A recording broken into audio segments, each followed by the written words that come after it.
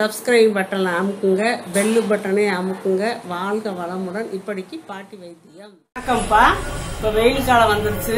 உடம்ப கூல் பண்ண மாதிரி நான் இந்த பாதாம் பிசுன்னு சொல்லுவாங்க. பாதாம் மரத்துல இருந்து பிசுன்னு வடியுது. இந்த முருங்கை மரத்துல எல்லாம் வடியுதுன்னு அந்த மாதிரி பாதாம் மரத்துல இருந்து இந்த மாதிரி பிசுன்னு கோந்துன்னு சொல்லுவாங்க. அது வடியும்.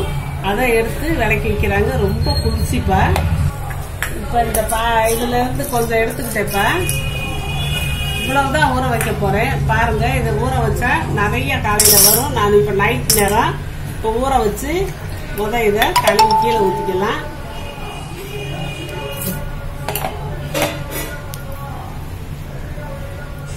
இது தண்ணியை ஊத்தி இப்ப ஊற வச்சிருக்கேன். காலையில பாருங்க அப்படியே பொதுன்னு ஊறி வந்து நிக்கும். இது இப்படியே மூடி வச்சிருவேன். காலையில உங்களுக்கு என்ன செய்யறது செஞ்சு காட்டுறப்பா. நைட்டு ஊற வச்சேன்லப்பா. காலையில பாத்தீங்கன்னா இந்த மாதிரி நல்லா ஊறி கரெக்டா அந்த தண்ணிக்கு அதுக்கு அப்படியே ஊறி பொதுன்னு வந்துச்சு. சும்மா நூண்டு தான் போட்டேன். ஒரு குட்டி பீஸ் 4 பீஸ் போட்டேன். ஒரு பவுல் நிறைய வந்துருச்சு. உலர்ந்த திராட்சைப்பா, கிஸ்மிஸ்ன்னு சொல்லுவோம்ல, கருப்புது. அதை தண்ணியில ஒரு மணி நேரம் ஊற வச்சு எடுத்து வச்சிருக்கேன். இது இந்த பாதாம் பருப்பு இந்த இருக்கு பார்த்தீங்களா, இப்படி ஊற வச்சதை தோலை உரிச்சிட்டு உங்களுக்கு காட்டுறதுக்காக இதை வெள்ளையா இருக்குன்னு நினைப்பீங்க. அதனால இதை காட்டுறேன். இந்த மாதிரி பாதாம் பருப்பை தோலை உரிச்சு ஒரு 6-7 பருப்பை உரிச்சு நறுக்கி வச்சிருக்கப்ப. கொஞ்சம் மாதுளம்பழம் விதை, அப்புறம் இது அத்திப்பழம். இந்த அத்திப்பழம் இருக்கு பார்த்தீங்களா, இது காஞ்ச அத்திப்பழம். அதை நல்லா இது கழுவிட்டு நறுக்கி வச்சிருக்கேன்ப்பா. ஒரு 3 பழம் தான் நறுக்கி வச்சிருக்கேன். தேன் இருக்கு.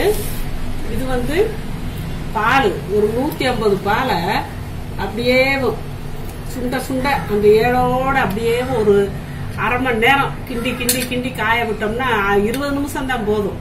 கிண்டி காய விட்டோம்னா அப்படி வத்தி அப்படியே ஏழா நிக்கும். இதெல்லாம் நம்ம ஒண்ணு கலந்து இப்ப நம்ம இது செய்ய போறோம்ப்பா. ஒரு மாதிரி ஐஸ்கிரீம் மாதிரி இருக்கும், ஸ்நாக்ஸ் மாதிரி இருக்கும். இது பாதாம் இந்த சுகர் பேஷண்ட்டுக்கெல்லாம் இப்படியே கூட சாப்பிடலாம்ப்பா. இனிப்பெல்லாம் போட தேவையில்லை. இல்லாட்டி இந்த தேன் இதுக்கு இனிப்புக்கு வச்சிருக்கேன். இதை மட்டும் கலந்து கூட, இந்த பால் சேர்க்காம கூட இதை மட்டும் கலந்து கூட சேர்க்கலாம். இந்த சின்ன பசங்க சாப்பிட்றதுக்கு இந்த பால் இந்த தேனெல்லாம் ஊத்திக்கலாம்ப்பா. சுகர் பேஷண்ட்டுக்கெல்லாம் இந்த ஐட்டங்களை மட்டும் சேர்த்து நம்ம இது பண்ணிக்கலாம். சின்ன பசங்க சாப்பிடணும்னா இந்த இதை சேர்த்துக்கலாம். இப்ப நான் இதை கலந்து காட்டுறேன். இப்ப பாதாம் மிஷினை போட்டுடலாம்ப்பா.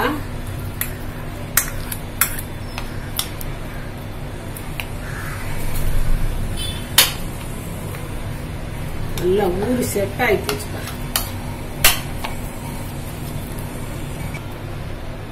அத்திப்பழத்தை போட்டாச்சு, மாதுளம்பழத்தை போட்டாச்சு. எல்லாமே நம்ம போட்டுடலாம்ப்பா.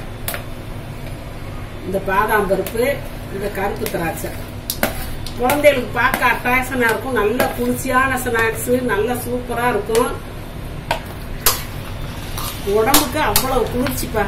இந்த வெயில் காலத்துல உடம்பு வயிற்றுல அப்படியே குழு நிக்கும் இந்த ஸ்நாக்ஸ். பசங்களும் பிரியமா சாப்பிடுவாங்க.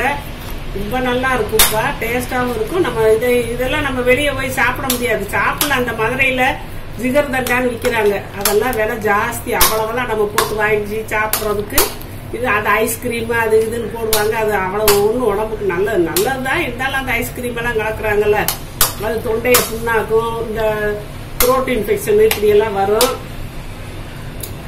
இப்ப இந்த பால், கெட்டியா காய்ச்சின பால், வட்ட காய்ச்சின பால் ஏடோட அப்படியே போட்டலாம்.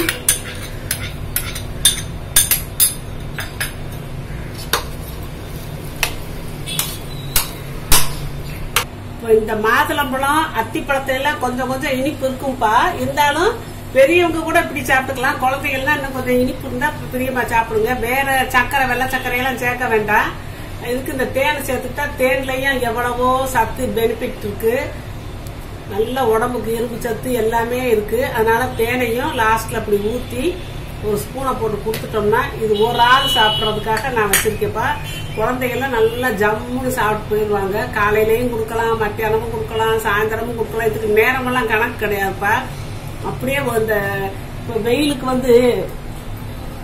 எப்படி நோயெல்லாம் வருது. காது வலிங்குங்க, கண்ணு வலிங்குங்க, மண்டையில கொப்பளமா வருதுங்க, உடம்பெல்லாம் கொப்பளம், வேர்க்கூர் பிரச்சனை, இதெல்லாம் வராம இருக்கிறதுக்கு இந்த டிஷ் மட்டும் இல்ல, இதே மாதிரி பாதாம் பசல்ல வேற மாதிரி எல்லாம் செய்யலாம். அப்படியே ஜூஸ் மாதிரி குடிக்கலாம், எல்லாம் செய்யலாம். அப்படியே சூப் மாதிரி இது மாதிரி வச்சு மில்க் ஷேக் மாதிரி வச்சு குடிச்சுக்கலாம். இப்படி பல மாதிரி செய்யலாம். டெய்லி கூட அந்த வெயில் காலம் குடும்பம் தாங்குற வரைக்கும்ப்பா நம்ம இளநீ அது இதுன்னு கொடுப்போம். அதை ஒரு நாளைக்கு கொடுக்கலாம், இது ஒரு நாளைக்கு கொடுக்கலாம். மாத்தி மாத்தி மாத்தி நம்ம கொடுத்து அந்த உடம்பு சூட்டை நம்ம தணிக்கணும். இப்ப சாப்பிட்டோம்னா அப்படியே வயிறு குழு குழு குழுன்னு இருக்கும்.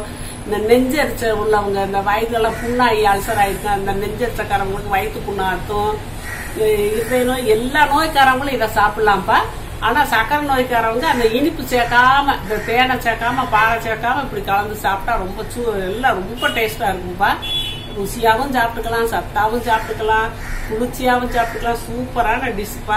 இந்த மாதிரி செஞ்சு நீங்க சாப்பிடுங்க. இப்படி இப்படி கிண்டி சாப்பிடும் போது அப்படி அப்படி எடுத்து வாயில வச்சு சாப்பிட்டாங்கன்னா அவ்வளவு ஒரு நல்லா இருக்கும். பசங்க விட மாட்டாங்க, டெய்லி உங்களை இது மாதிரி தான் கேட்பாங்கப்பா. வாழ்க வளமுடன்.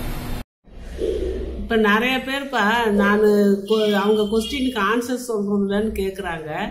சொல்லிக்கிட்டு தான் இருக்கேன். நான் அதுக்குன்னு சொல்லி பார்வையாளர்கள் கேள்வி பதில் நான் போட்டிருக்கேன். அதை பார்த்துக்கங்கப்பா. அதை பார்த்தீங்கன்னா உங்களுக்கு தெரியும். நான் வரிசையா கேள்வி பதில் போட்டுக்கிட்டே இருக்கேன். அதுல போட்டு பார்த்தீங்கன்னா நீங்க கேட்ட கேள்விக்கெல்லாம் நான் பதில் சொல்லிடுறேன்ப்பா. அதை கட்டாயம் நீங்க பார்த்து தெரிஞ்சுக்கோங்க. சப்ஸ்கிரைப் பட்டனை அமுக்குங்க, பெல்லு பட்டனை அமுக்குங்க. வாழ்க வளமுடன். இப்படிக்கு பாட்டி வைத்தியம்.